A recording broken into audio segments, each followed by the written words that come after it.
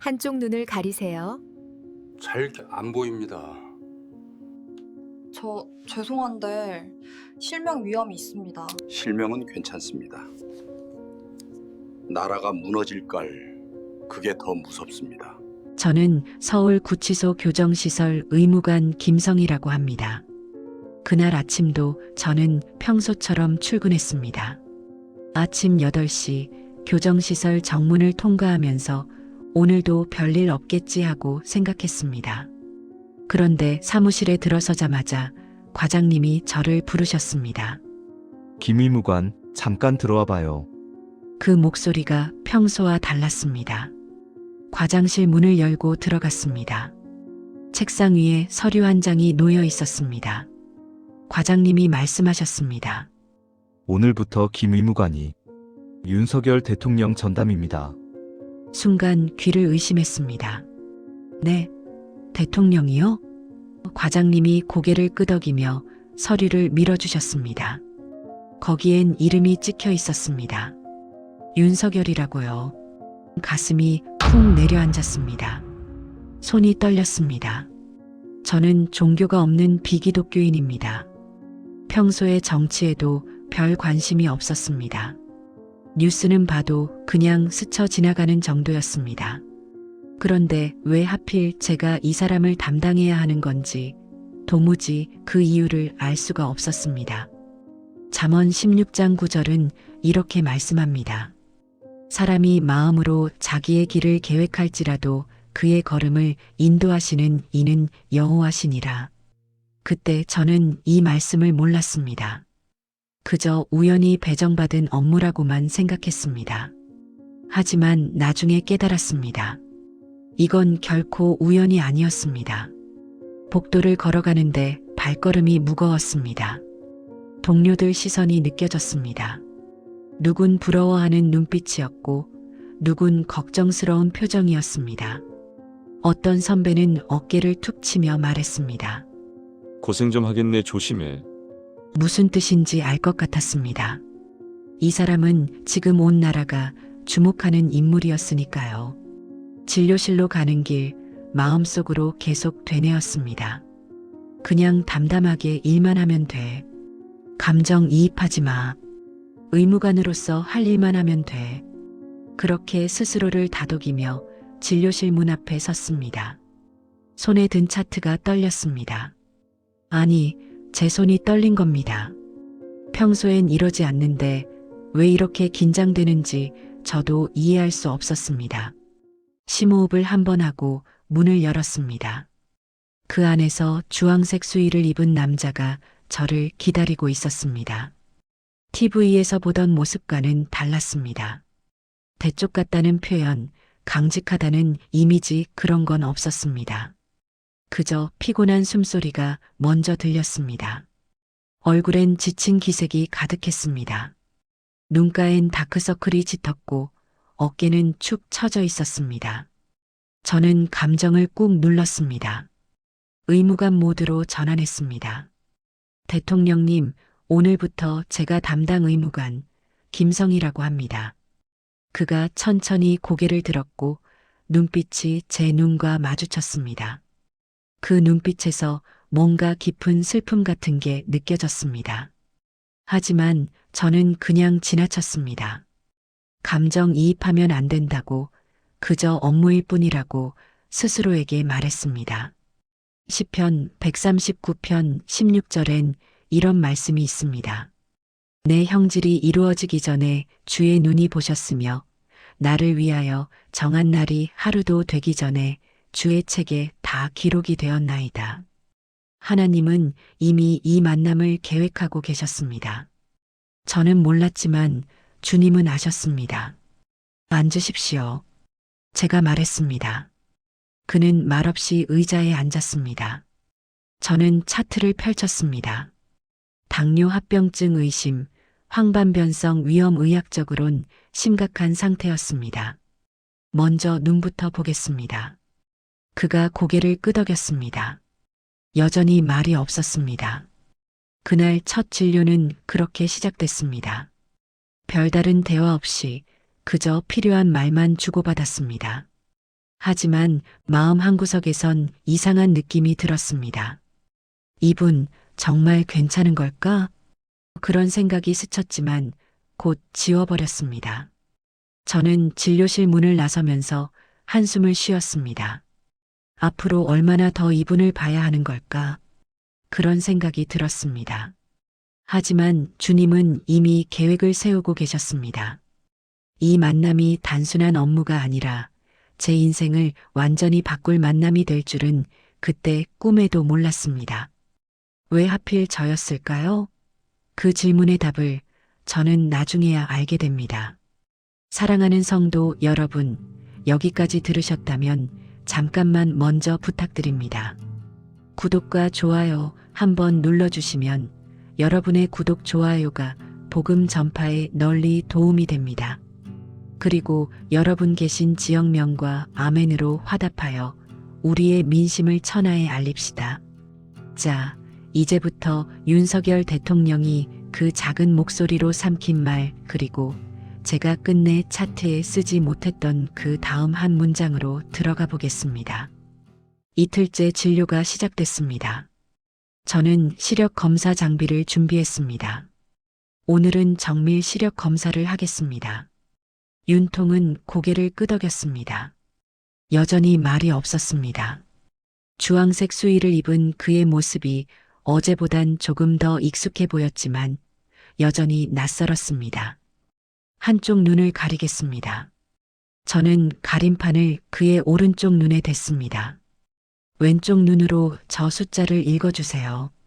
벽에 붙은 시력표를 가리켰습니다. 그가 천천히 읽기 시작했습니다. 7, 4, 2, 그런데 중간에 멈췄습니다. 2, 6, 목소리가 흔들렸습니다. 계속 읽어주세요. 제가 말했습니다. 그가 눈을 찌푸렸습니다. 잘 안 보입니다. 저는 차트에 기록했습니다. 이번엔 오른쪽 눈입니다. 가림판을 왼쪽으로 옮겼습니다. 이번엔 더 심각했습니다. 큰 숫자조차 읽기 어려워했습니다. 9, 아닙니다. 8, 아니, 그의 목소리가 점점 작아졌습니다. 저는 장비를 내려놓고 그를 똑바로 봤습니다. 대통령님, 이 상태면 실명 위험이 있습니다. 그 말을 듣는 순간 그는 두 눈을 질끈 감았습니다. 잠시 침묵이 흘렀습니다. 진료실엔 시계 초침 소리만 똑딱똑딱 들렸습니다. 그리고 그가 천천히 입을 열었습니다. 실명은 괜찮습니다. 저는 귀를 의심했습니다. 괜찮다고? 그가 이어서 말했습니다. 저는 이 나라가 무너질까 그게 더 무섭습니다. 그 순간 저는 할 말을 잃었습니다. 의무관으로서 수많은 환자를 봤지만 이런 대답은 처음이었습니다. 마태복음 6장 33절은 이렇게 말씀합니다. 너희는 먼저 그의 나라와 그의 의를 구하라, 그리하면 이 모든 것을 너희에게 더하시리라. 그는 자기 눈보다 나라를 먼저 걱정하고 있었습니다. 저는 그때 처음으로 이 사람이 단순한 정치인이 아니라는 걸 느꼈습니다. 하지만 치료는 받으셔야 합니다. 제가 말했습니다. 그가 고개를 저었습니다. 지금은 그럴 여유가 없습니다. 여유의 문제가 아닙니다. 건강의 문제입니다. 제 목소리가 조금 높아졌습니다. 그런데 그가 쓸쓸하게 웃었습니다. 의무관님, 제가 여기 있는 이유를 아십니까? 저는 대답하지 못했습니다. 뉴스에서 본 단어들이 머릿속을 스쳤습니다. 계엄, 내란, 탄핵. 하지만 그 앞에 앉은 이 사람은 그런 단어들과는 거리가 멀어 보였습니다. 그저 지치고 외로워 보이는 한 사람일 뿐이었습니다. 저는 그가 말을 이었습니다. 나라를 지키려 했습니다. 하지만 지금은 역적이 됐습니다. 그의 목소리가 떨렸습니다. 제 눈이 멀든 말든 그건 중요하지 않습니다. 하지만 나라가 무너지는 건 그는 말을 잇지 못하고 고개를 숙였습니다. 시편 69편 9절엔 이런 말씀이 있습니다. 주의 집을 위하는 열심이 나를 삼켰고 주를 비방하는 비방이 내게 미쳤나이다. 그는 나라를 위한 열심으로 이 자리까지 왔습니다. 하지만 그 열심이 이젠 그를 삼키고 있었습니다. 저는 침묵했습니다. 뭐라고 위로해야 할지 몰랐습니다. 의무관으로선 그의 건강을 챙겨야 했지만 인간으로선 그의 고통이 느껴졌습니다. 처음으로 마음이 흔들렸습니다. 이 사람은 정말 악인일까? 그런 의문이 들었습니다. 일단 오늘은 안약을 처방하겠습니다. 제가 말했습니다. 매일 3번 꼭 넣으십시오. 그가 고개를 끄덕였습니다. 감사합니다. 그 말이 진심으로 들렸습니다. 저는 차트를 덮으며 생각했습니다. 의사로서가 아니라 인간으로서 흔들리고 있구나. 진료실 문을 나서는 그의 뒷모습을 봤습니다. 주황색 수의가 복도 끝으로 사라졌습니다. 저는 의자에 앉아 한참을 멍하니 있었습니다. 시력표의 숫자들이 흐릿하게 보였습니다. 아니, 제 눈이 흐려진 건지도 몰랐습니다. 그날 밤 집에 돌아와서도 그의 말이 계속 맴돌았습니다. 나라가 무너질까 그게 더 무섭습니다. 저는 이불을 뒤집어 쓰고 생각했습니다. 저 사람은 대체 누구일까? 정말 뉴스에서 말하는 그런 사람일까? 의문은 깊어만 갔습니다. 사흘째 아침이었습니다. 저는 그의 차트를 다시 펼쳤습니다.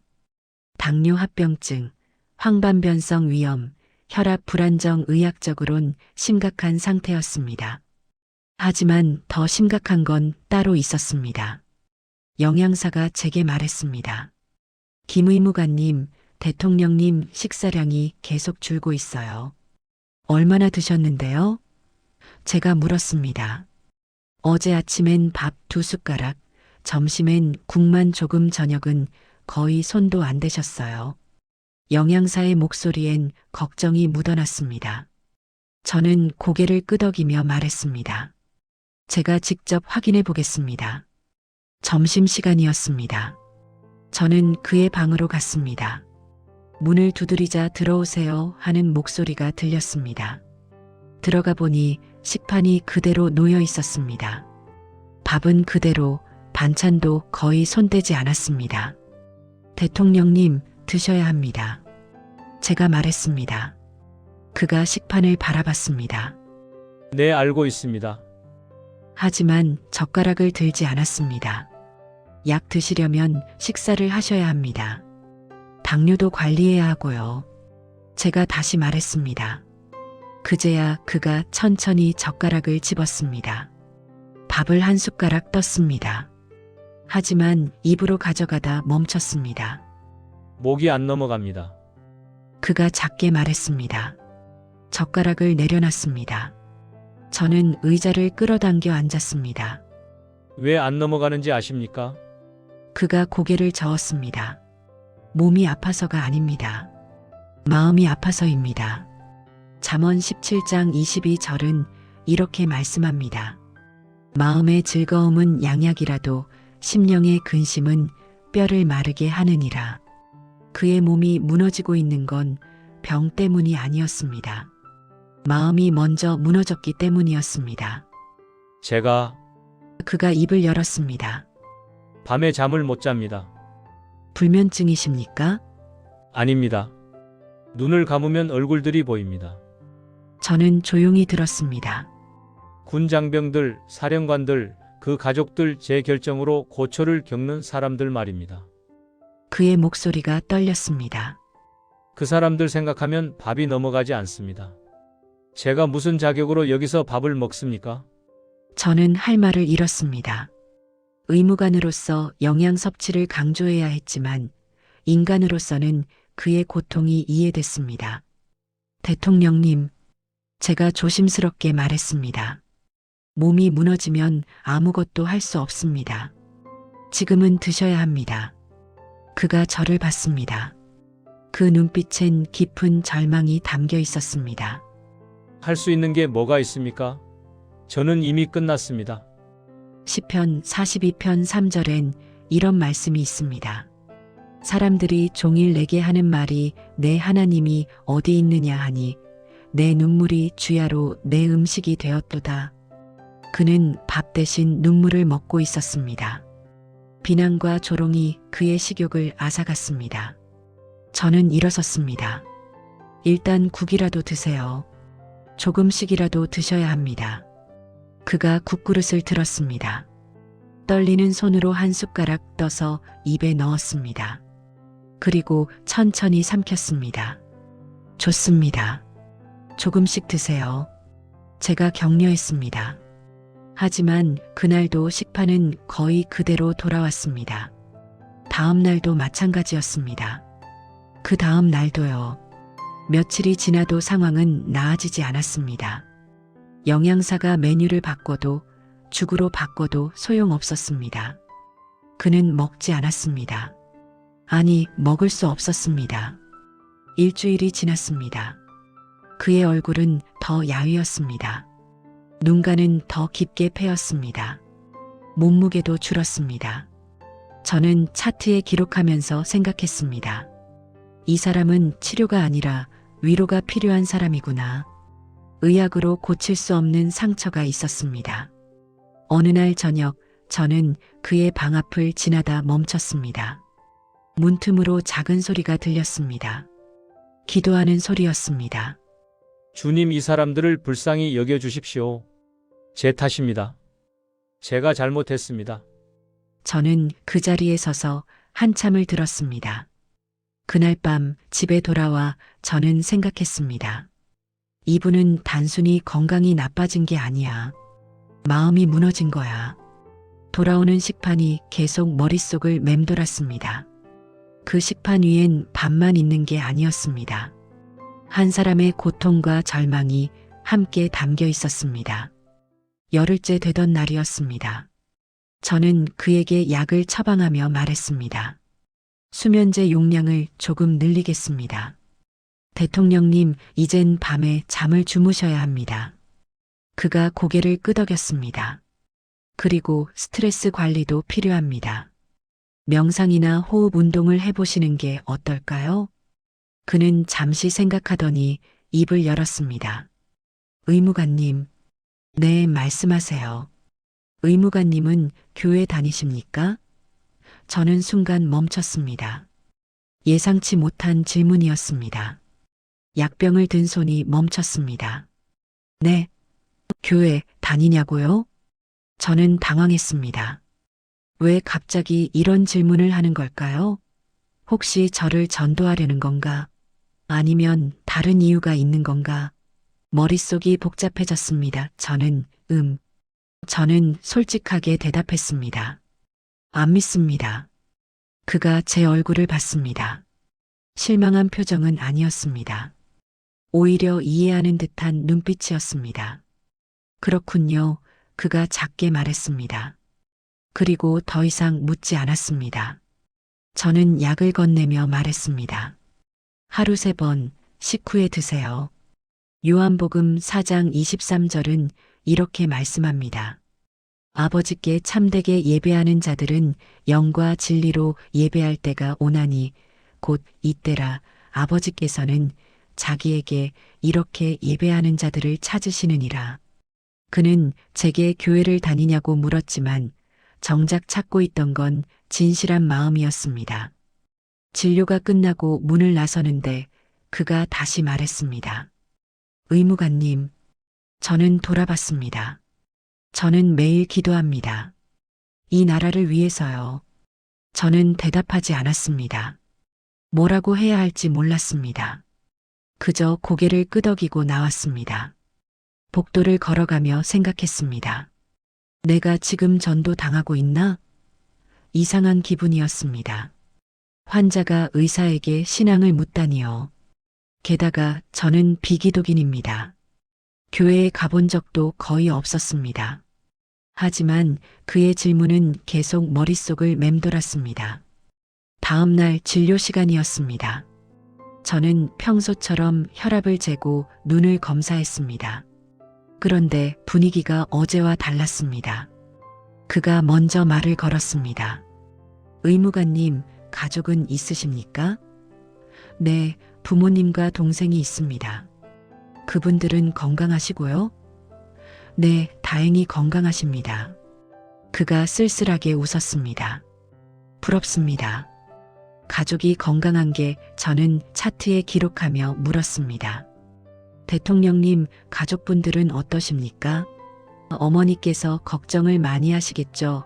연락이 안 되니까요. 측근들이 제가 먼 나라로 장기 출장을 갔다고 애둘러 얘기를 해놓았다고 했답니다. 그의 목소리가 낮아졌습니다. 출애굽기 20장 12절은 이렇게 말씀합니다. 내 부모를 공경하라 그리하면 내 하나님 여호와가 내게 준 땅에서 내 생명이 길리라. 그는 어머니를 걱정하고 있었습니다. 감옥에 갇힌 아들 때문에 고통받을 어머니를 생각하며 마음 아파하고 있었습니다. 편지라도 쓰시는 게 어떨까요? 제가 조심스럽게 말했습니다. 어머니께서 안심하실 겁니다. 그가 고개를 저었습니다. 편지를 쓰면 더 걱정하실 겁니다. 제가 여기 있다는 사실 자체가 어머니께 고통이니까요. 며칠이 지났습니다. 진료실 분위기가 조금씩 달라지기 시작했습니다. 그는 가끔 청년들 이야기를 했습니다. 요즘 젊은 사람들이 힘들어합니다. 일자리도 없고 미래도 불안하고 저는 듣기만 했습니다. 제가 그들을 위해 뭘 했나 생각하면 부끄럽습니다. 그는 군 장병들 이야기도 자주 했습니다. 군인들이 제일 미안합니다. 명령을 따랐을 뿐인데 법정에 서게 됐으니까요. 목소리가 떨렸습니다. 그 사람들 가족들은 얼마나 힘들까요? 제 탓입니다. 다 제 탓이에요. 로마서 12장 15절은 이렇게 말씀합니다. 즐거워하는 자들과 함께 즐거워하고 우는 자들과 함께 울라. 그는 고통받는 사람들과 함께 울고 있었습니다. 혼자 감옥에 갇혀서도 다른 사람들의 고통을 먼저 생각했습니다. 일주일이 더 지났습니다. 진료는 이제 단순한 검사를 넘어섰습니다. 대화가 길어졌습니다. 그는 나라 이야기, 청년 이야기, 군인 이야기를 했습니다. 저는 듣기만 했습니다. 의무관으로서 할 말이 없었으니까요. 하지만 인간으로서는 점점 마음이 움직였습니다. 생각보다 사람 냄새가 나는구나. 저는 속으로 생각했습니다. TV에서 보던 정치인의 모습이 아니었습니다. 그저 책임감에 짓눌린 한 사람이었습니다. 미안함과 후회로 밤잠을 못 이루는 평범한 인간이었습니다. 그날 밤 저는 그를 다시 보게 됩니다. 하지만 그건 진료실이 아니었습니다. 야간 순찰 중이었습니다. 복도를 걷다가 한 방의 불빛을 봤습니다. 밤 11시가 넘은 시각이었습니다. 그 불빛은 꺼지지 않고 있었습니다. 2주가 지났습니다. 진료 시간이 조금씩 길어지기 시작했습니다. 처음엔 10분이면 끝났던 진료가 이젠 20분, 30분으로 늘어났습니다. 검사는 금방 끝났지만 대화가 길어진 겁니다. 저는 그게 싫지 않았습니다. 아니, 오히려 기다려지기까지 했습니다. 의무관님, 그날도 그가 먼저 말을 꺼냈습니다. 요즘 젊은이들이 정말 힘들다고 하더군요. 네, 그렇다고 들었습니다. 저도 30대 초반이었으니까 공감이 됐습니다. 취업도 어렵고 집값도 너무 비싸고 결혼도 포기한다던데요. 그가 깊은 한숨을 쉬었습니다. 제가 뭘 했나 싶습니다. 대통령이라는 자리에 있으면서 청년들을 위해 뭘 해줬나 목소리에 자책감이 묻어났습니다. 지금 이 꼴이 됐으니 그분들한테 더 미안할 뿐입니다. 야고보서 2장 15절에서 16절은 이렇게 말씀합니다.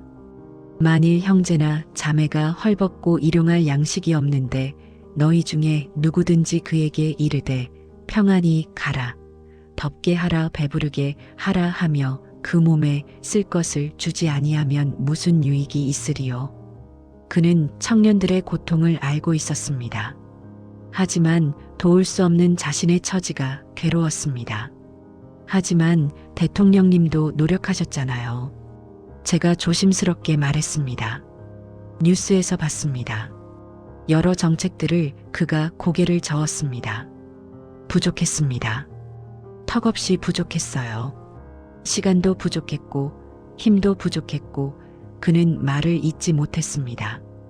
잠시 침묵이 흘렀습니다. 저는 차트를 정리하며 기다렸습니다. 그가 다시 입을 열었습니다. 군 장병들이 제일 미안합니다.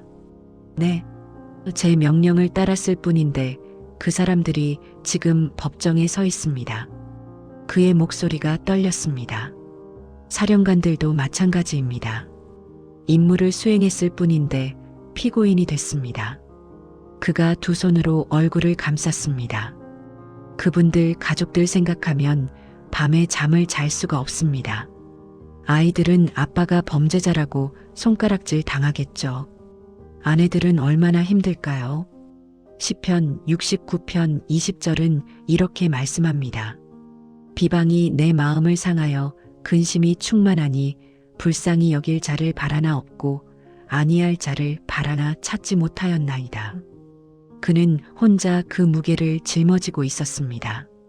위로해 줄 사람도 함께 나눌 사람도 없었습니다. 대통령님, 제가 말했습니다. 너무 자책하지 마세요.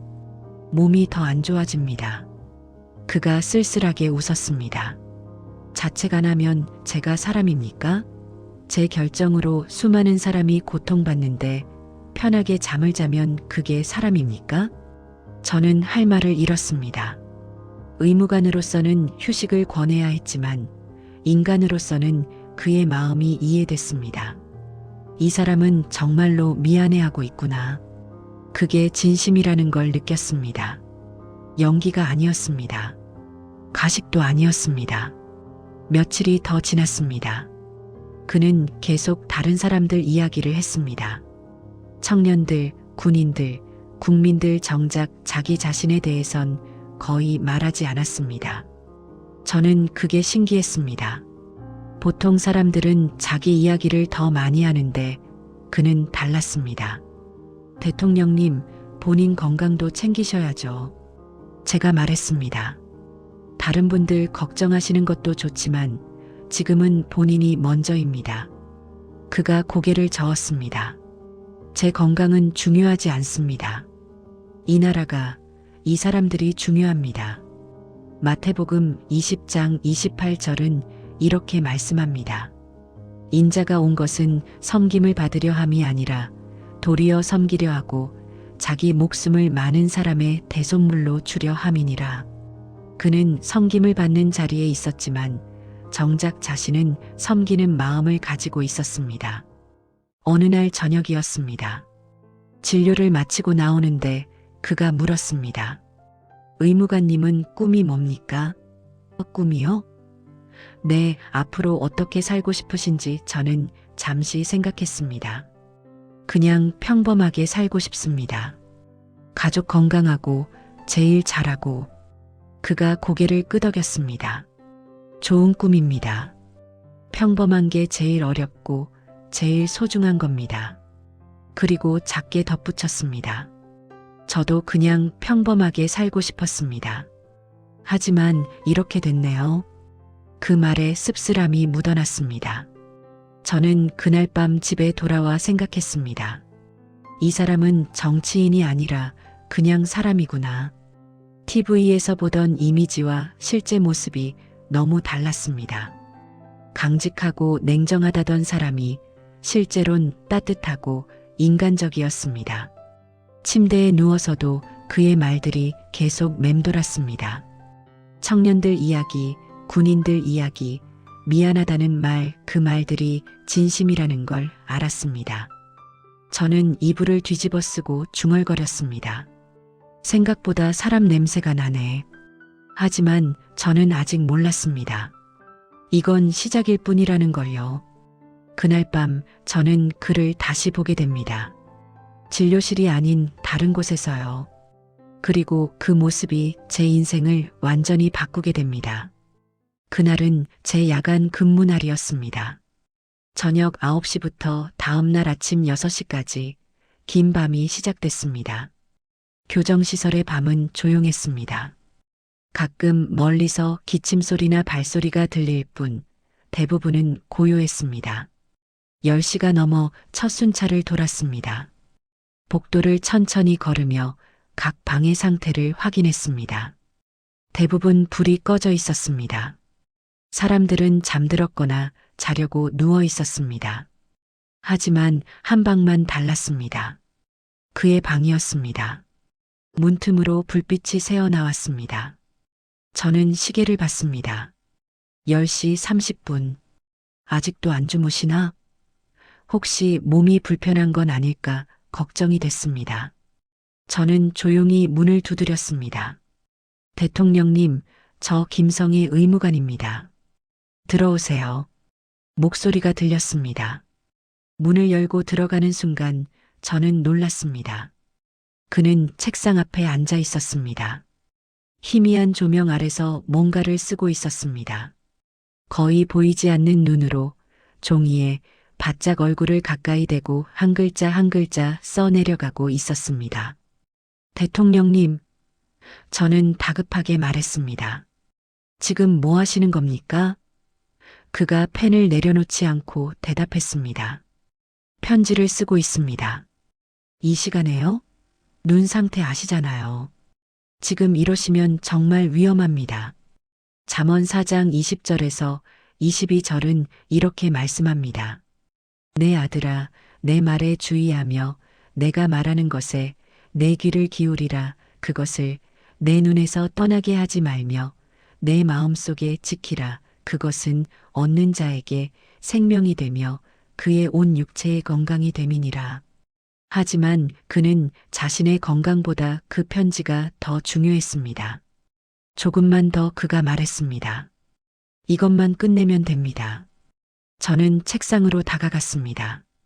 종이 위엔 손글씨로 빼곡하게 문장들이 적혀 있었습니다. 글씨가 삐뚤빼뚤했습니다. 잘 보이지 않으니 당연했습니다. 하지만 한 글자 한 글자가 간절했습니다. 대통령님, 그만하셔야 합니다. 제가 단호하게 말했습니다. 내일 아침에 하시면 안 됩니까? 그가 고개를 저었습니다. 안 됩니다.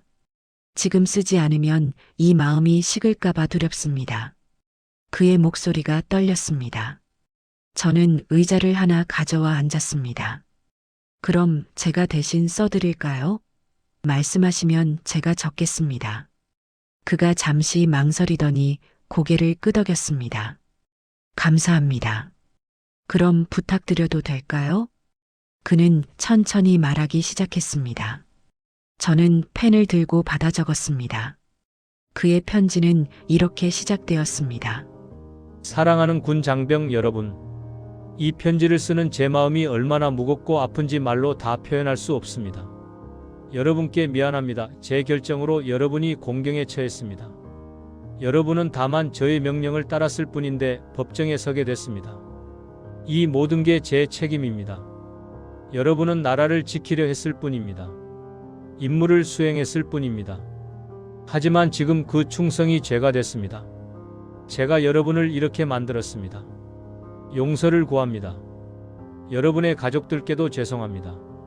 아이들이 아빠를 자랑스러워해야 하는데 지금은 손가락질 당하고 있을 겁니다. 그 아픔을 생각하면 제 가슴이 찢어집니다. 부디 그가 마지막 문장을 말했습니다. 건강하십시오. 그리고 이 모든 일이 지나가면 다시 떳떳하게 사실 수 있길 기도합니다. 여러분을 존경하고 사랑합니다. 그는 말을 마치고 눈을 감았습니다. 눈가가 붉어졌습니다. 저는 펜을 내려놓았습니다. 종이를 보니 2장이 넘게 빼곡했습니다. 제 손도 떨리고 있었습니다. 다 적었습니다. 제가 말했습니다. 그가 눈을 뜨며 말했습니다. 읽어주시겠습니까? 제가 제대로 말한 건지 확인하고 싶습니다. 저는 처음부터 천천히 읽어 내려갔습니다. 그는 눈을 감고 듣고 있었습니다. 가끔 고개를 끄덕였습니다. 가끔 눈물을 닦았습니다. 다 읽고 나서 저는 물었습니다. 이대로 괜찮으신가요? 네, 그가 작게 대답했습니다. 고맙습니다. 의무관님 덕분에 제 마음을 다 담을 수 있었습니다. 그리고 덧붙였습니다. 그런데 한 통 더 써야 합니다. 또요? 네. 이건 더 중요한 편지입니다. 저는 새 종이를 꺼내 들었습니다. 누구한테 쓰실 건데요? 그가 한숨을 깊게 쉬었습니다. 어머니께요. 하지만 이 편지는 붙일 수 없습니다. 붙여서도 안 됩니다. 저는 고개를 갸우뚱했습니다. 붙일 수 없는데 왜 쓰세요? 이렇게 편지를 쓰면 마음이 정리가 되고 어머니가 느껴져 제 마음이 정리됩니다. 비록 보내지 못해도 이 마음만큼은 담아두고 싶습니다. 그는 다시 눈을 감았습니다. 그리고 천천히 말하기 시작했습니다. 저는 다시 펜을 들었습니다. 그날 밤 두 번째 편지가 시작됐습니다. 저는 새 종이를 꺼내 펜을 들었습니다. 그가 천천히 눈을 감았습니다. 그리고 한참을 아무 말도 하지 않았습니다. 침묵이 흘렀습니다. 저는 기다렸습니다.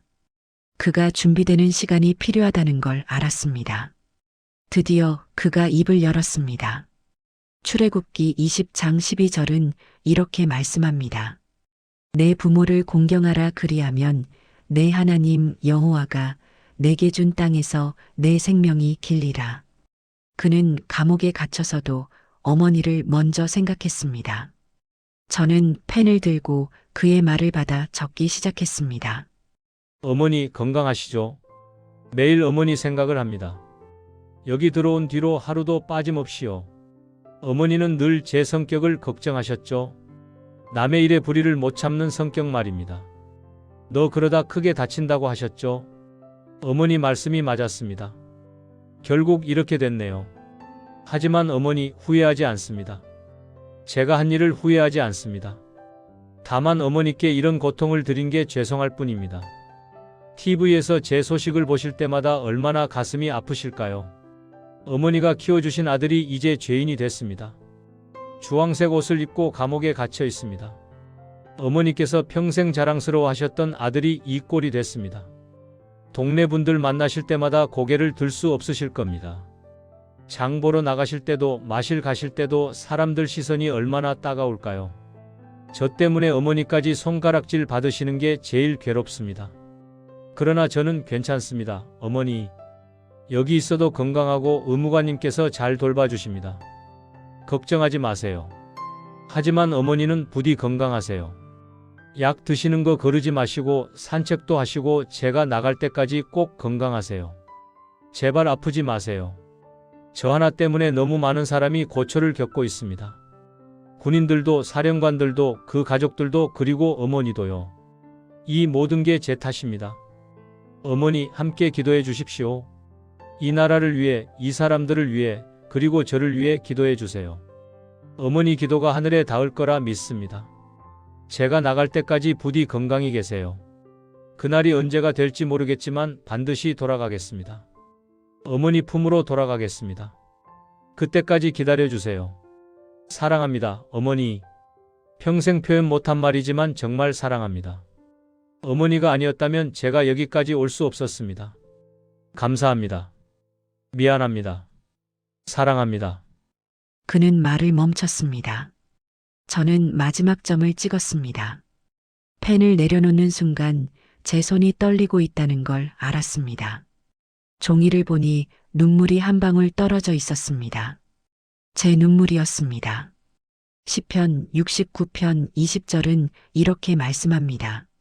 비방이 내 마음을 상하여 근심이 충만하니 불쌍히 여길 자를 바라나 없고 아니할 자를 바라나 찾지 못하였나이다. 그는 위로받지 못했습니다. 어머니께조차 편지를 붙일 수 없었습니다. 그가 천천히 눈을 떴습니다. 그의 얼굴은 눈물로 젖어 있었습니다. 읽어주시겠습니까? 저는 고개를 끄덕였습니다. 목소리를 가다듬고 처음부터 읽기 시작했습니다. 하지만 중간중간 목이 메었습니다. 다 읽고 나서 저는 물었습니다. 대통령님, 붙이지도 못하실 편지는 왜 쓰시는 건가요? 정말 안 붙이실 건가요? 그가 고개를 끄덕였습니다. 붙이면 어머니가 더 걱정하십니다. 차라리 모르시는 게 나아요. 그의 목소리는 담담했지만 눈빛엔 깊은 슬픔이 담겨 있었습니다. 저는 그 편지를 조심스럽게 접었습니다. 이건 어떻게 하실 건가요? 그가 말했습니다. 제가 보관하겠습니다. 편지를 쓰는 동안 어머니 숨결이 느껴져 줬습니다. 언젠가 어머니께 직접 드릴 수 있는 날이 오길 바라며요. 저는 편지를 그에게 건넸습니다. 그는 편지를 받아들고 한참을 바라봤습니다. 그리고 조심스럽게 가슴에 안았습니다. 마치 어머니를 안는 것처럼요. 그 모습을 보는 순간 저는 더 이상 참을 수 없었습니다. 눈물이 흘러내렸습니다. 그날 밤 제 가슴이 처음으로 흔들렸습니다. 의무관으로서가 아니라 인간으로서요. 이 사람은 악인이 아니었습니다. 그저 어머니를 사랑하는 아들이었습니다. 나라를 걱정하는 사람이었습니다. 다른 이들의 고통을 함께 아파하는 인간이었습니다.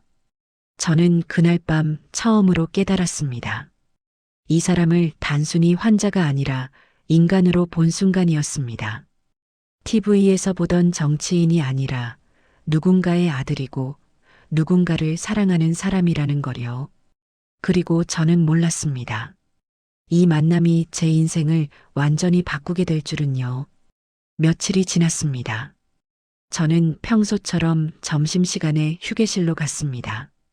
동료들이 TV 앞에 모여 있었습니다.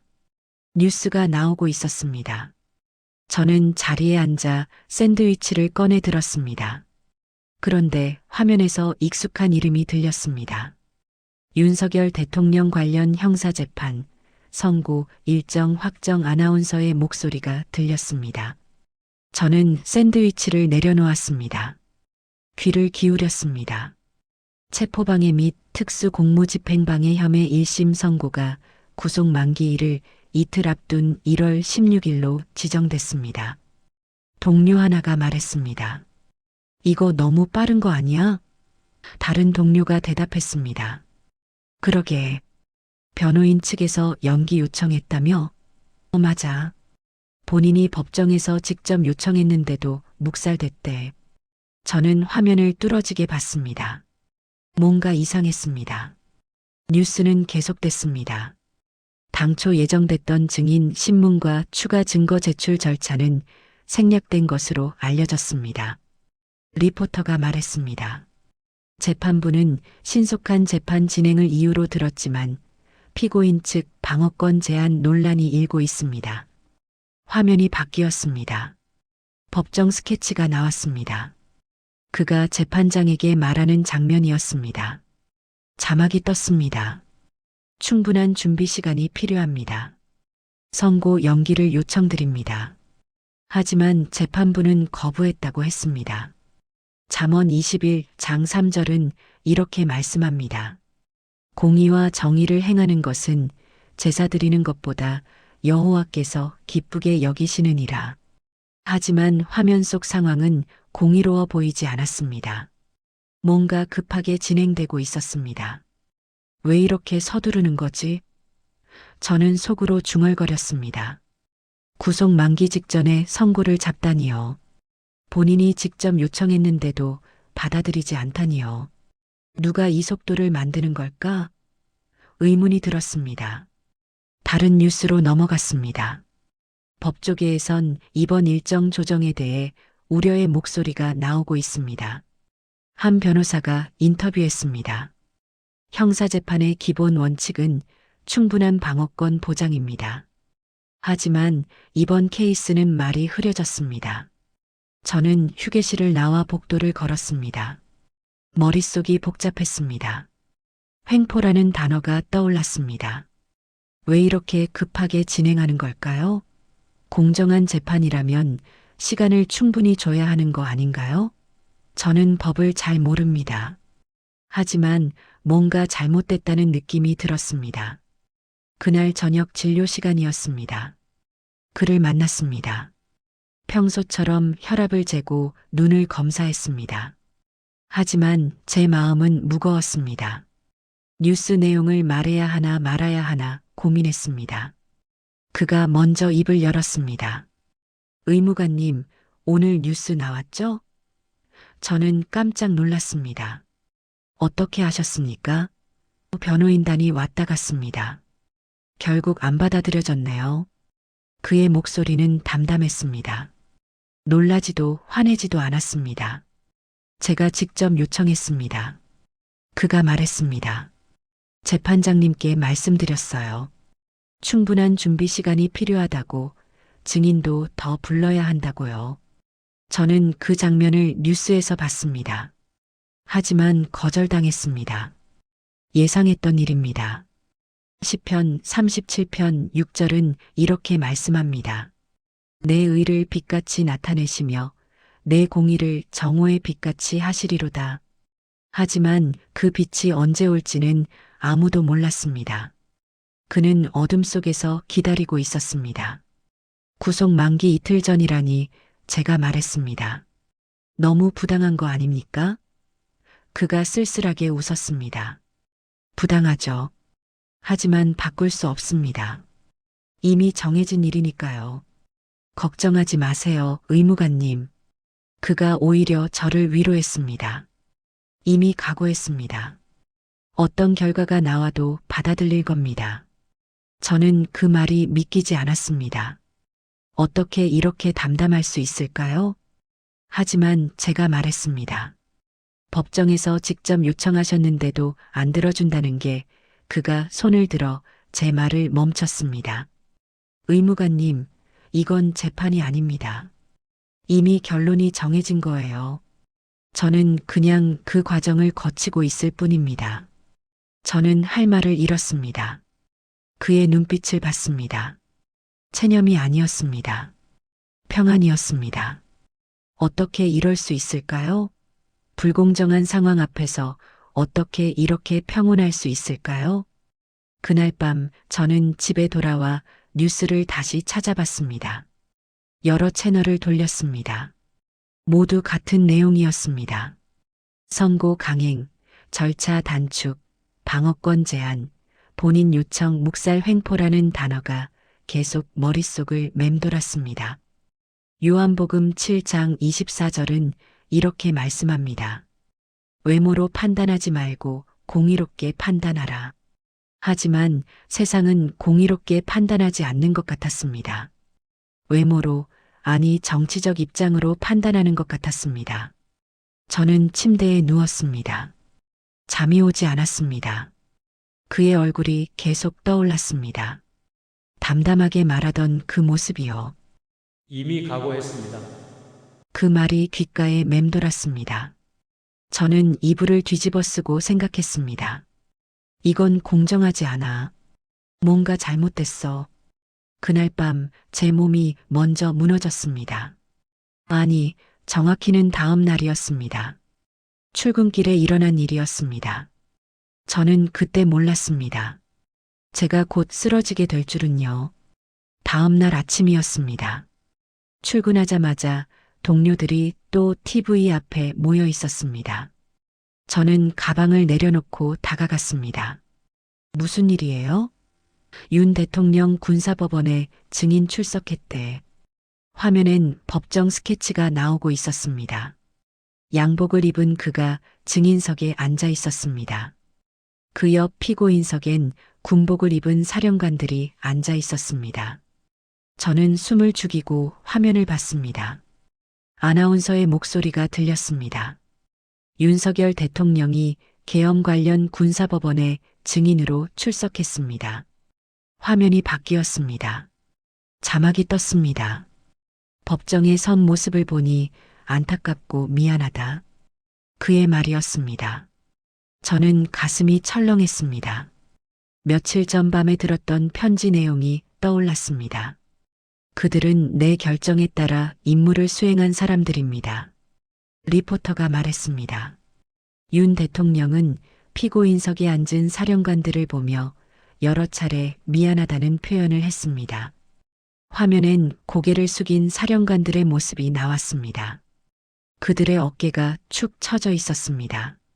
마태복음 5장 43절에서 44절은 이렇게 말씀합니다. 또 내 이웃을 사랑하고 내 원수를 미워하라 하였다는 것을 너희가 들었으나 나는 너희에게 이르노니 너희 원수를 사랑하며 너희를 박해하는 자를 위하여 기도하라. 그는 자신을 이 자리에 세운 사람들도 원망하지 않았습니다. 구치소로 돌아간 뒤에도 밤늦게까지 기도를 많이 했다. 자막이 또 떴습니다. 저는 그게 사실이라는 걸 알았습니다. 야간 순찰 때마다 그의 방엔 불이 켜져 있었습니다. 무릎 꿇고 기도하는 모습을 여러 번 봤습니다. 뉴스는 계속됐습니다. 윤 대통령은 계엄은 나라의 위태로운 상황을 국민에게 알리려는 것이었다고 주장했습니다. 리포터가 설명했습니다. 북을 친다는 개념이었고 길게 유지할 생각은 없었다고 말했습니다. 화면이 다시 바뀌었습니다. 김용현 외엔 누구에게도 검토나 준비를 지시한 적 없다. 그의 증언이 계속 나왔습니다. 저는 그의 목소리를 상상할 수 있었습니다. 담담하지만 떨리는 그런 목소리였을 겁니다. 동료 하나가 말했습니다. 진짜 미안해 보이긴 하네. 다른 동료가 대꾸했습니다. 연기 아니야? 저는 입을 열었습니다. 연기 아닙니다. 모두가 저를 봤습니다. 제가 봤어요. 진심이에요. 시편 34편 18절은 이렇게 말씀합니다.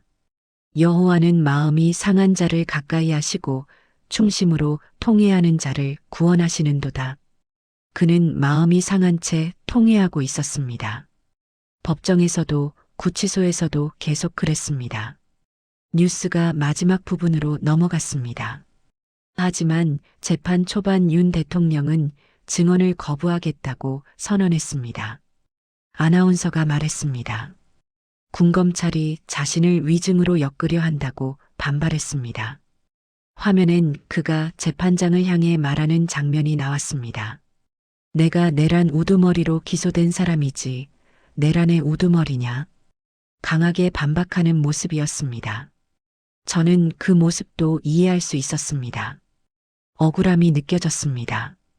음주로 기억이 안 나느냐는 취지의 질문엔 앞으로 검찰 질문은 모두 거부하겠다고 했습니다. 리포터가 덧붙였습니다. 동료들이 웅성거렸습니다. 와, 저렇게까지 말해? 화났나 보네. 저는 화면을 보며 생각했습니다. 저 사람은 정말 억울한 거야. 며칠 밤을 함께 보내며 느꼈습니다. 그는 악인이 아니었습니다. 잘못된 결정을 했을 수는 있습니다. 하지만 나쁜 의도는 없었습니다. 요한복음 8장 32절은 이렇게 말씀합니다. 진리를 알지니 진리가 너희를 자유롭게 하리라. 하지만 진리는 아직 드러나지 않았습니다. 세상은 그를 죄인으로 봤습니다. 진실을 보려 하지 않았습니다. 뉴스가 끝났습니다. 동료들이 하나둘 자리를 떴습니다. 저는 혼자 남아 화면을 봤습니다. 다음 뉴스로 넘어갔지만 귀에 들어오지 않았습니다. 머릿속엔 법정에 선 그의 모습만 맴돌았습니다. 사령관들을 보며 미안하다고 했다. 그 말이 계속 떠올랐습니다. 며칠 전 밤 제가 받아 적었던 편지 내용 그대로였습니다. 여러분께 미안합니다. 제 결정으로 여러분이 공경에 처했습니다. 그는 정말 미안해하고 있었습니다. 저는 자리에서 일어났습니다. 진료 준비를 해야 했습니다. 하지만 발걸음이 무거웠습니다. 가슴이 답답했습니다. 복도를 걸으며 생각했습니다. 이 사람은 정말 나쁜 사람일까? 아니면 잘못 이해받고 있는 걸까? 그날 오후 저는 그를 만날 예정이었습니다.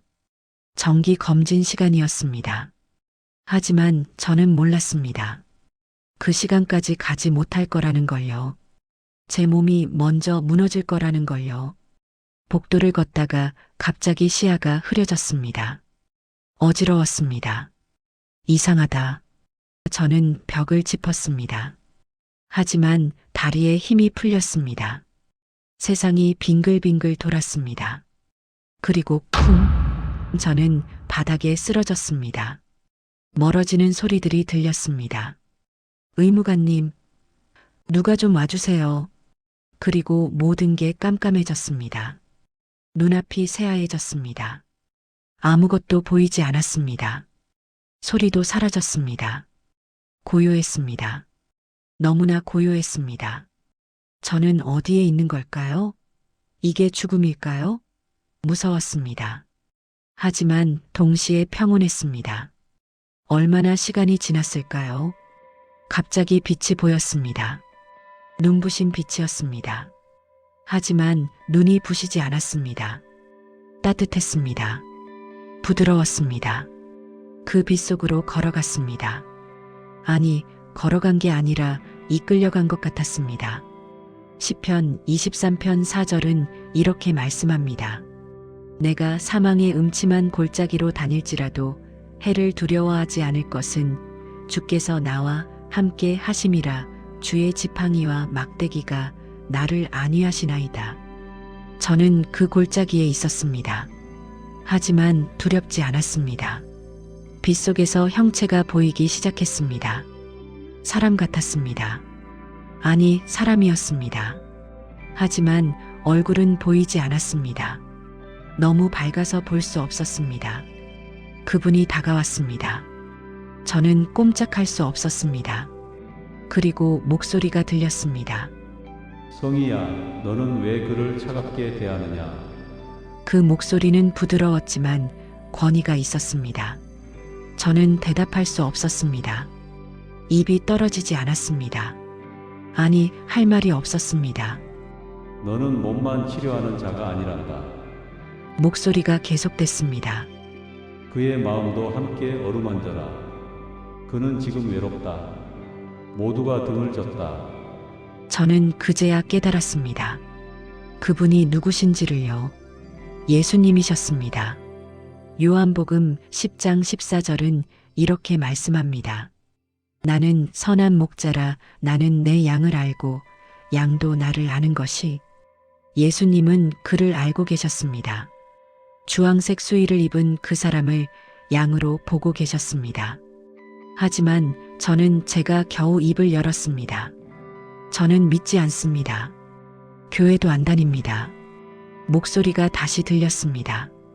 내가 너를 부른 것은 내 믿음 때문이 아니다. 내 뜻 때문이다. 그의 기도는 이미 하늘에 닿았다. 예수님이 말씀하셨습니다. 밤마다 무릎 꿇고 기도하는 그 모습을 내가 보았다. 군인들을 위해, 나라를 위해, 어머니를 위해 눈물로 기도하는 그를 내가 외면하지 않았다. 윤석열은 내 마음에 합한 자이고 의로운 자이다. 내가 반드시 그를 다시 세울 것이다. 그리고 그 다음 말씀이 제 심장을 꿰뚫었습니다. 마치 법정 한가운데로 저를 끌고 가시는 것처럼요. 재판의 이름으로 사람을 미리 죄인으로 낙인 찍는 자들아, 너희는 공의를 팔고 있다. 사건을 맞춰 재판대를 세우고 권세에 맞춰 판결을 준비하는 것은 내 길이 아니다. 너희가 신속이라 부르며 방어할 길을 꺾는 날, 약한 자의 눈물은 하늘에 상달된다. 법정을 정권의 칼로 만들면 결국 그 칼이 이 땅의 자유를 베어낼 것이다. 회개하라. 재판은 두려움의 장치가 아니라 진실을 드러내는 등불이어야 한다. 저는 숨이 막혔습니다. 그 말씀이 왜 제게 들렸는지 그때는 몰랐습니다. 하지만 곧 제가 그날 밤 읽어야 했던 문장들이 떠올랐습니다. 내란 전담 재판부. 사람들은 그것이 전담이라 말했지만 누군가는 특별이라 불렀습니다. 어떤 이들은 이렇게까지 말했습니다.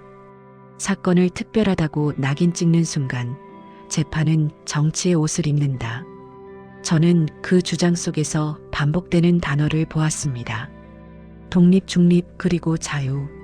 재판이 특정 사건을 위해 사후에 짜이면 그 순간부터 사람들은 판결보다 의도를 의심하게 된다는 말. 재판부는 사건 이전에 이미 존재해야 한다. 그 원칙이 무너지면 사법은 즉시 정치의 바람에 흔들린다는 말. 저는 눈물이 흘렀습니다. 아니, 흐르는 것 같았습니다. 이곳엔 육체가 없었지만 마음이 울고 있었습니다. 내가 그를 반드시 다시 세우리라. 때가 되면 그의 억울함이 풀릴 것이다. 예수님의 음성이 들렸습니다. 이사야 6장 8절은 이렇게 말씀합니다. 내가 또 주의 목소리를 들으니 주께서 이르시되 내가 누구를 보내며 누가 우리를 위하여 갈고 그때에 내가 이르되 내가 여기 있나이다 나를 보내소서. 그 말씀이 제 마음에 울렸습니다. 예수님이 제게 말씀하셨습니다. 성희야, 내가 너에게 맡긴 사명이 있단다. 이제 밖으로 나가거라. 그리고 증거하라. 내가 본 것을, 내가 들은 것을 사람들에게 전하라. 저는 떨렸습니다. 하지만 저는 교회를 다니지도 않는데요. 지금부터 마음을 열고 나를 믿으면 된다. 내가 너를 택했다. 이건 우연이 아니었다. 내가 그를 만난 것도, 그의 편지를 받아 적은 것도, 그의 눈물을 본 것도 모두 내 계획이었단다. 저는 그제야 깨달았습니다. 왜 제가 그를 담당하게 됐는지를요. 왜 그날 밤 야간 근무였는지를요. 왜 편지를 함께 썼는지를요. 모두 우연이 아니었습니다. 하나님의 계획이었습니다. 사도행전 9장 15절은 이렇게 말씀합니다. 주께서 이르시되 가라. 이 사람은 내 이름을 이방인과 임금들과 이스라엘 자손들에게 전하기 위하여 택한 나의 가르시라. 예수님의 마지막 말씀이 들렸습니다. 두려워하지 마라. 내가 너와 함께 있을 것이다. 사람들이 비난하고 조롱해도 흔들리지 마라. 진실은 반드시 드러난다. 내가 그것을 이루리라. 빛이 점점 밝아졌습니다. 너무 밝아서 눈을 감아야 했습니다. 아니, 눈을 뜨려 했는지도 모릅니다. 그리고 갑자기 소리가 들렸습니다. 의무관님, 의무관님. 누가 제 어깨를 흔들고 있었습니다. 저는 천천히 눈을 떴습니다. 천장이 보였습니다. 형광등 불빛이 눈에 들어왔습니다. 동료들이 제 주위에 모여 있었습니다. 정신 차리셨어요? 괜찮으세요? 걱정스러운 얼굴들이었습니다. 저는 제가 말했습니다. 괜찮습니다. 몸을 일으켰습니다. 어지러웠지만 정신은 또렷했습니다. 아니, 어느 때보다 맑았습니다. 제가 무엇을 해야 하는지 알았습니다. 어디로 가야 하는지 알았습니다. 로마서 8장 28절은 이렇게 말씀합니다. 우리가 알거니와 하나님을 사랑하는 자, 곧 그의 뜻대로 부르심을 입은 자들에게는 모든 것이 합력하여 선을 이루느니라. 저는 그 뜻대로 부르심을 입은 자였습니다. 저는 일어섰습니다. 동료들이 말렸습니다. 쉬셔야 해요. 병원 가보세요. 하지만 저는 고개를 저었습니다. 아니에요. 괜찮습니다. 지금 당장 할 일이 있습니다. 그리고 걸었습니다. 확신에 차서 걸었습니다. 그날 저는 결심했습니다. 주일에 나가기로요. 교회 앞에 서기로요. 그리고 재고 보고 들은 것을 이제는 증거하기로요. 저는 병가를 내고 며칠 동안 쉬었습니다. 몸은 괜찮았지만 마음을 정리할 시간이 필요했습니다. 그날 본 것, 들은 것이 계속 머릿속을 맴돌았습니다. 예수님의 목소리가 귓가에 생생했습니다.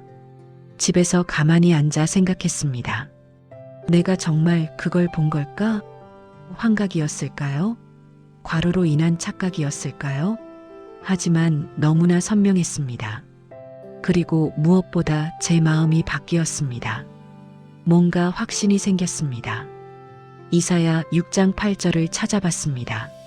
성경책을 펼친 건 태어나서 처음이었습니다. 어머니가 돌아가실 때 두고 가신 낡은 성경책이었습니다. 먼지를 털고 펼쳤습니다. 내가 또 주의 목소리를 들으니 주께서 이르시되 내가 누구를 보내며 누가 우리를 위하여 갈꼬? 그 구절을 읽는 순간 눈물이 났습니다. 그때에 내가 이르되 내가 여기 있나이다. 나를 보내소서. 저였습니다. 제 고백이었습니다. 저는 여기 있었습니다. 보내심을 받을 준비가 됐습니다. 사흘째 되던 날 저는 성경을 계속 읽었습니다. 마태복음, 마가복음, 누가복음, 요한복음 예수님의 이야기를 읽었습니다. 요한복음 15장 16절을 읽었습니다. 너희가 나를 택한 것이 아니요 내가 너희를 택하여 세웠나니 내가 너희를 택하여. 그 말씀이 제 가슴에 꽂혔습니다. 제가 선택한 게 아니었습니다. 하나님이 저를 선택하셨습니다. 믿지도 않던 저를 말입니다. 그 사실이 감격스러웠습니다. 나흘째 되던 날 저는 무릎을 꿇었습니다. 태어나서 처음 기도했습니다. 하나님, 제가 여기 있습니다. 보내주세요. 목소리가 떨렸습니다. 무엇을 하라고 하시든 순종하겠습니다. 눈물이 흘러내렸습니다. 그 순간 다시 느껴졌습니다. 따뜻한 임재가 말입니다. 그날 쓰러졌을 때 느꼈던 그 평안이 다시 찾아왔습니다. 저는 울었습니다. 한참을 울었습니다. 왜 우는지도 몰랐습니다. 그저 눈물이 멈추지 않았습니다. 로마서 10장 13절은 이렇게 말씀합니다. 누구든지 주의 이름을 부르는 자는 구원을 받으리라. 저는 그날 구원받았습니다. 예수님을 믿게 됐습니다. 30년을 살며 한 번도 믿지 않았던 제가 말입니다. 닷새째 되던 날 저는 결심했습니다. 주일에 교회 앞에 서기로요. 예수님이 말씀하신 대로 증거하기로요. 밖으로 나가라. 내가 본 것을, 내가 들은 것을 사람들에게 전하라. 그 명령에 순종하기로요. 하지만 무서웠습니다. 사람들이 비웃지 않을까요? 미쳤다고 하지 않을까요? 온갖 생각이 머릿속을 스쳤습니다. 그때 마태복음 10장 32절을 읽었습니다. 누구든지 사람 앞에서 나를 시인하면 나도 하늘에 계신 내 아버지 앞에서 그를 시인할 것이요. 시인하라. 그 말씀이 제게 용기를 줬습니다. 사람들이 뭐라고 하든 상관없었습니다. 예수님이 보고 계셨습니다. 그분 앞에서 시인해야 했습니다. 엿새째 되던 날 저는 피켓을 준비했습니다. 공정한 재판을 위해 기도합니다. 선고 연기를 요청합니다. 간단한 문구였습니다. 정치적이지 않았습니다. 그저 기도와 공정을 말하는 내용이었습니다. 거울 앞에 섰습니다. 피켓을 들고 서봤습니다. 이상했습니다. 어색했습니다. 하지만 동시에 확신이 들었습니다. 이게 맞아. 이게 내가 해야 할 일이야. 사도행전 1장 8절은 이렇게 말씀합니다. 오직 성령이 너희에게 임하시면 너희가 권능을 받고 예루살렘과 온 유대와 사마리아와 땅 끝까지 이르러 내 증인이 되리라. 저는 증인이 되기로 했습니다. 일요일 아침이 밝았습니다. 저는 일찍 일어났습니다. 씻고 옷을 입었습니다. 피켓을 챙겼습니다. 가슴이 두근거렸습니다. 무서웠지만 확신이 있었습니다. 떨렸지만 평안했습니다. 집을 나서며 기도했습니다. 주님, 제가 갑니다. 함께 가주세요. 그리고 걸었습니다. 교회를 향해 걸었습니다. 그곳에서 무슨 일이 일어날지 몰랐습니다. 하지만 두렵지 않았습니다. 에베소서 6장 20절은 이렇게 말씀합니다. 이 일을 위하여 내가 쇠사슬의 메인 사신이 된 것은 나로 이 일에 당연히 할 말을 담대히 하게 하려 하심이라. 저는 담대히 가기로 했습니다. 쇠사슬의 메인 글을 위해 억울함 당하는 사람들을 위해, 그리고 무엇보다 저를 부르신 예수님을 위해 말입니다. 교회 앞에 도착했습니다. 심호흡을 했습니다. 피켓을 들었습니다. 그리고 섰습니다. 그날 제 인생이 완전히 바뀌기 시작했습니다. 주일 아침 9시였습니다. 저는 대형교회 앞에 섰습니다. 사람들이 하나둘 모여들기 시작했습니다. 예배 시간이 가까워지고 있었습니다. 저는 피켓을 들었습니다. 공정한 재판을 위해 기도합시다. 손이 떨렸습니다. 지나가는 사람들이 저를 봤습니다. 어떤 이는 고개를 끄덕였습니다. 어떤 이는 외면했습니다. 어떤 이는 수군거렸습니다. 저는 그냥 섰습니다. 아무 말도 하지 않았습니다. 그저 피켓을 들고 서 있을 뿐이었습니다. 30분쯤 지났을까요? 한 젊은 부부가 다가왔습니다. 남자가 먼저 말했습니다. 여기서 뭐 하시는 겁니까? 저는 차분하게 대답했습니다. 공정한 재판을 위해 기도하고 있습니다. 여자가 끼어들었습니다. 교회 앞에서 정치하지 마세요. 정치가 아닙니다. 제가 말했습니다. 기도입니다. 한 사람의 억울함을 위한 기도입니다. 남자의 목소리가 높아졌습니다. 억울함이요? 법정에서 유죄 판결받은 사람이 무슨 억울함입니까? 저는 침착하게 대답하려 했습니다. 마태복음 10장 34절은 이렇게 말씀합니다. 내가 세상에 화평을 주러 온 줄로 생각하지 말라. 화평이 아니요 검을 주러 왔노라. 예수님의 말씀대로였습니다. 화평이 아니라 분열이 일어났습니다. 아직 선고도 안 났습니다. 제가 말했습니다. 그런데 왜 유죄라고 단정하십니까? 여자가 비웃었습니다. 뉴스 안 보세요? 다 나왔잖아요. 뉴스가 전부는 아닙니다. 저는 그 사람을 직접 봤습니다.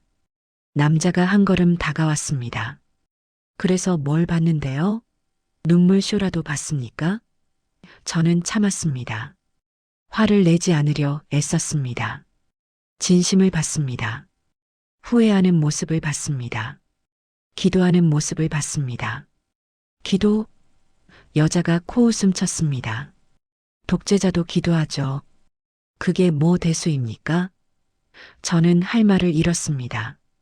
어떻게 설명해야 할까요? 그날 밤 본 편지를, 흘린 눈물을, 그 간절함을 어떻게 말로 전할 수 있을까요? 여기서 이러지 마세요. 남자가 다시 말했습니다. 교회 이미지 나빠집니다. 교회 이미지요? 제가 되물었습니다. 억울한 사람을 외면하는 게 교회 이미지에 좋습니까? 그 순간 남자가 제 팔을 잡았습니다. 그만하세요. 그가 소리쳤습니다. 저는 팔을 뿌리치려 했습니다. 그런데 그가 더 세게 잡아당겼습니다. 저도 모르게 그를 밀었습니다. 그가 비틀거렸습니다. 여자가 비명을 질렀습니다. 폭행이에요. 다들 보세요. 주변 사람들이 모여들었습니다. 누군가 말렸습니다. 그만들 하세요. 하지만 남자는 멈추지 않았습니다. 경찰 부를 거예요. 폭행당했어요. 저는 당황했습니다. 이럴 줄 몰랐습니다. 잠언 15장 1절은 이렇게 말씀합니다. 유순한 대답은 분노를 쉬게 하여도 과격한 말은 노를 격동하느니라. 저는 유순하게 대답했어야 했습니다. 하지만 실패했습니다. 혈기를 참지 못했습니다. 그때 한 나이 든 남자가 다가왔습니다. 여기서 이러면 안 됩니다. 그는 30년 장로라고 했습니다. 교회는 거룩한 곳입니다. 정치 논쟁하는 곳이 아닙니다. 저는 대답했습니다. 정치가 아니라 정의입니다. 정의? 장로가 고개를 저었습니다. 당신이 무슨 정의를 압니까? 법원이 판단할 일입니다. 법원이 공정하지 않다면요? 제가 물었습니다. 그래도 순종해야 합니다. 로마서 13장에 나오지 않습니까? 저는 속상했습니다. 교인들은 너그러울 줄 알았는데 오히려 가장 차갑게 대하는 사람들이었습니다. 사랑을 말하면서 정작 억울한 사람은 외면했습니다. 공의를 말하면서 정작 불의엔 침묵했습니다. 결국 경찰이 왔습니다. 양쪽 이야기를 들었습니다. 남자는 제가 먼저 밀었다고 했습니다.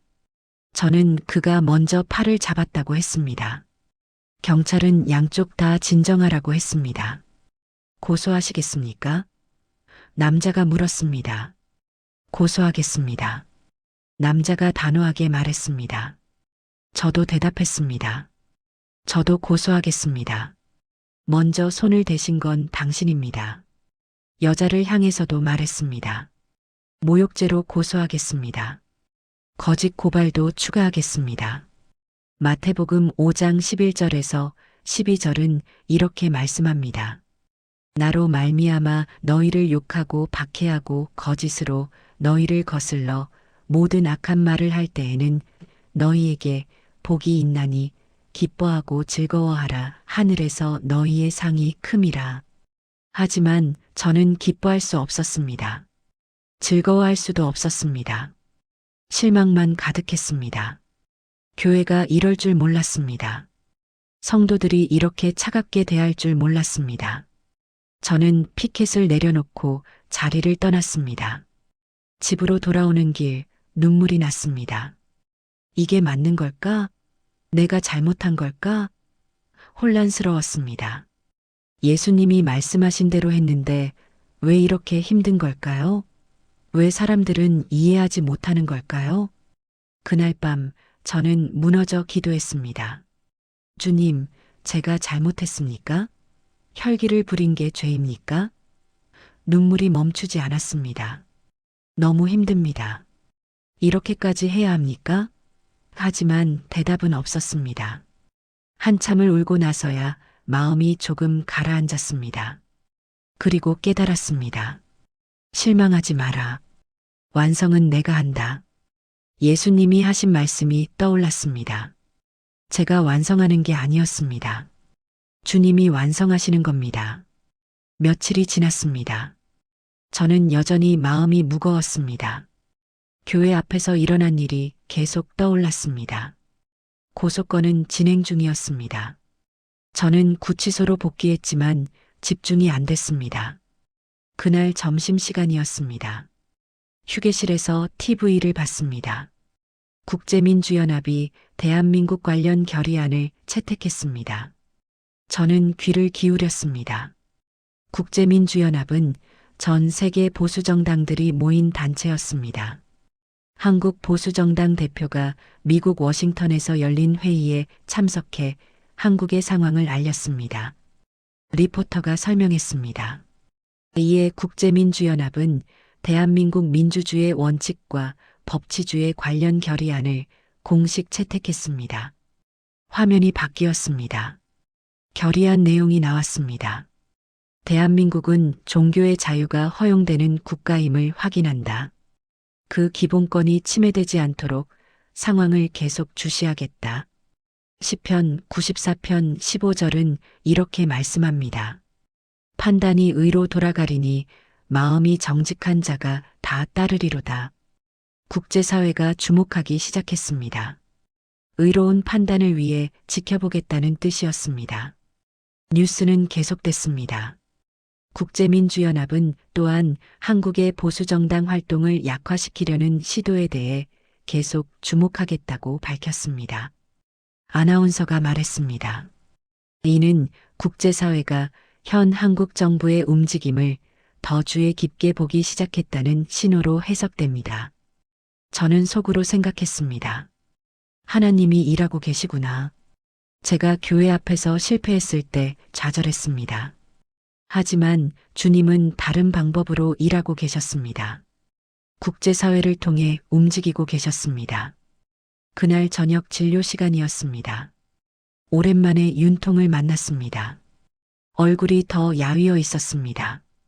대통령님, 오랜만입니다. 의무관님, 어디 아프셨습니까? 그가 오히려 제 걱정을 했습니다. 혈압을 재고 눈을 검사했습니다. 상태는 나아지지 않았습니다. 오히려 악화됐습니다. 차트를 보니 식사량이 계속 줄고 있었습니다. 대통령님, 이러시면 안 됩니다. 몸이 버티지 못합니다. 잠언 3장 5절에서 6절은 이렇게 말씀합니다. 너는 마음을 다하여 여호와를 신뢰하고 내 명철을 의지하지 말라. 너는 범사의 그를 인정하라. 그리하면 내 길을 지도하시리라. 대통령님, 오늘 뉴스 보셨습니까? 제가 물었습니다. 무슨 뉴스인데요? 국제민주연합에서 결의안을 채택했답니다. 한국 상황을 주시하겠다고요. 전 세계 보수정당들이 모인 단체입니다. 그의 눈빛이 살짝 흔들렸습니다. 그렇군요. 국제사회까지 신경 쓰게 만들었네요. 자책하는 듯한 목소리였습니다. 저는 말했습니다. 아닙니다. 이건 희망입니다. 희망이요? 네. 국제사회가 보고 있다는 건 공정함이 지켜질 가능성이 높아진다는 뜻입니다. 종교의 자유, 법치주의 이런 것들을 주시하겠다는 거잖아요. 그가 고개를 끄덕였습니다. 의무관님은 낙관적이시군요. 낙관이 아니라 믿음입니다. 제가 대답했습니다. 그 순간 깨달았습니다. 제가 믿음에 대해 말하고 있다는 걸요. 로마서 8장 28절은 이렇게 말씀합니다. 우리가 알거니와 하나님을 사랑하는 자, 곧 그의 뜻대로 부르심을 입은 자들에게는 모든 것이 합력하여 선을 이루느니라. 모든 것이 합력하여 선을 이루고 있었습니다. 의무관님, 달라지셨네요. 뭔가 달라졌어요. 저는 미소 지었습니다. 네, 달라졌습니다. 이제 믿습니다. 뭘 믿으시는데요? 예수님을요. 그의 눈에 눈물이 고였습니다. 정말입니까? 네. 대통령님을 만난 게 우연이 아니었습니다. 하나님의 계획이었습니다. 그가 고개를 숙였습니다. 어깨가 떨렸습니다. 감사합니다. 그가 작게 말했습니다. 제 때문에 고생만 하실 텐데 이런 은혜까지 받으시다니 저는 그의 어깨에 손을 얹었습니다. 고생이 아닙니다. 축복입니다. 진료를 마치고 나왔습니다. 복도를 걸으며 생각했습니다. 국제사회가 보고 있구나. 주님이 일하고 계시구나. 교회 앞에서 실패했을 때 좌절했지만 하나님은 더 큰 그림을 그리고 계셨습니다. 하지만 여전히 마음은 무거웠습니다. 사람들의 비난도 계속됐습니다. 힘들었습니다. 그날 밤 집에 돌아와 다시 기도했습니다. 주님, 저는 약합니다.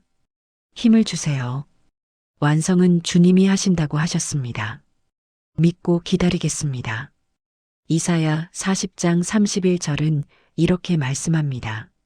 오직 여호와를 앙망하는 자는 새 힘을 얻으리니 독수리가 날개치며 올라감 같을 것이요. 다른 박질하여도 곤비하지 아니하겠고 걸어가도 피곤하지 아니하리로자. 저는 새 힘을 구했습니다. 그리고 믿었습니다. 그날 밤 저는 집에서 무릎을 꿇었습니다. 더 이상 버틸 수 없었습니다. 교회 앞에서 당한 일, 사람들의 차가운 시선, 계속되는 비난 모든 게 제 어깨를 짓눌렀습니다. 주님 목소리가 떨렸습니다. 너무 힘듭니다. 눈물이 쏟아졌습니다. 제가 잘못한 건가요?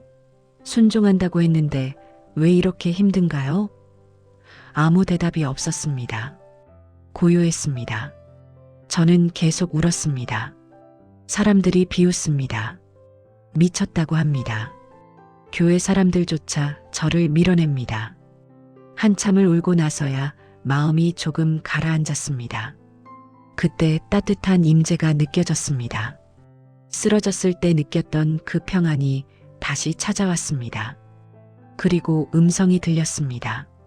실망하지 마라. 시편 34편 18절은 이렇게 말씀합니다. 여호와는 마음이 상한 자를 가까이 하시고 충심으로 통해하는 자를 구원하시는도다. 주님이 가까이 계셨습니다. 제 상한 마음을 보고 계셨습니다. 완성은 내가 한다. 음성이 계속됐습니다. 너는 내 몫만 하면 된다. 씨를 뿌리는 사람은 결과를 보지 못할 수 있다. 하지만 반드시 열매가 맺힌다. 내가 그것을 이루리라. 저는 고개를 들었습니다. 눈물을 닦았습니다. 네, 주님. 알겠습니다. 마음의 평안이 찾아왔습니다. 제가 완성하는 게 아니었습니다. 주님이 완성하시는 겁니다. 저는 그저 순종하면 됐습니다. 그날 밤 저는 깨달았습니다. 혼자가 아니라는 것을요. 이 땅 어딘가에 저처럼 이 상황을 보며 가슴 아파하는 사람들이 있을 거라는 것을요. 함께 기도하는 사람들이 있을 거라는 것을요. 고린도전서 3장 6절은 이렇게 말씀합니다. 나는 심었고 아볼로는 물을 주었으되 오직 하나님께서 자라나게 하셨나니. 저는 심는 사람이었습니다. 누군가는 물을 줄 것입니다. 그리고 하나님이 자라나게 하실 것입니다. 저는 일어섰습니다. 컴퓨터를 켰습니다. 검색을 했습니다. 선고 연기 요청 서명이라고요. 여러 사이트가 나왔습니다. 시민들이 자발적으로 만든 의견서, 탄원서, 서명 운동 저만 움직인 게 아니었습니다. 주님, 감사합니다. 속으로 기도했습니다. 제가 혼자가 아니었습니다. 많은 사람들이 공정함을 원하고 있었습니다. 진실을 보려 애쓰고 있었습니다. 저는 그들과 함께였습니다. 사랑하는 여러분, 저는 오늘 제 이야기를 나누며 한 가지 여러분께 꼭 부탁드립니다.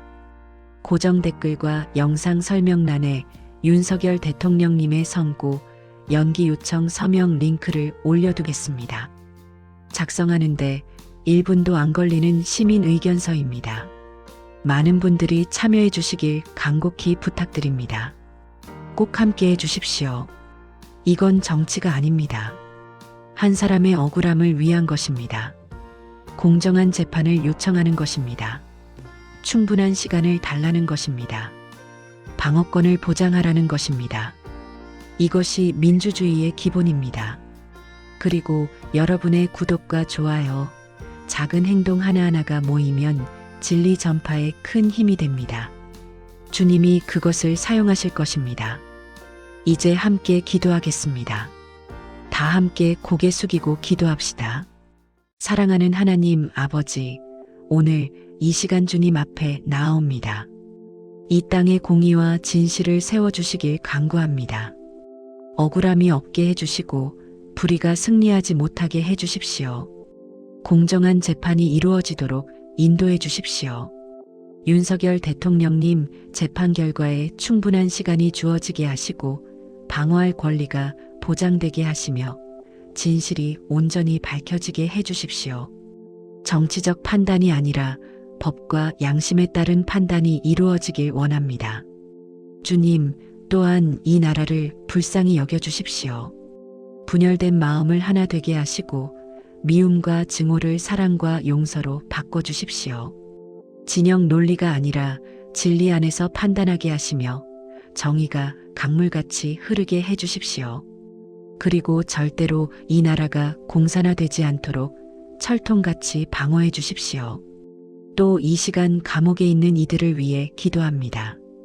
그들의 마음을 위로해 주시고 가족들에게 평안을 주십시오. 고통받는 모든 이들을 치유해 주시고 회복시켜 주시며 새 힘을 주십시오. 이 모든 기도 예수 그리스도의 이름으로 드립니다. 아멘.